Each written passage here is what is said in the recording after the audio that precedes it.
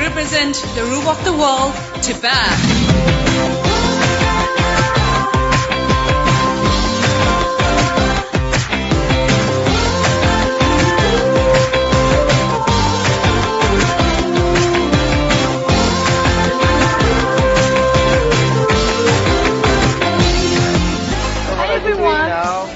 I'm wearing my traditional dress. I'm so excited. As you can see, all the jewelries over there, and those are very expensive. We usually use for like our traditional festival and like marriage and a few more things like our grandparents wear this every time, but I can't wear this every time because it's like it's too thick.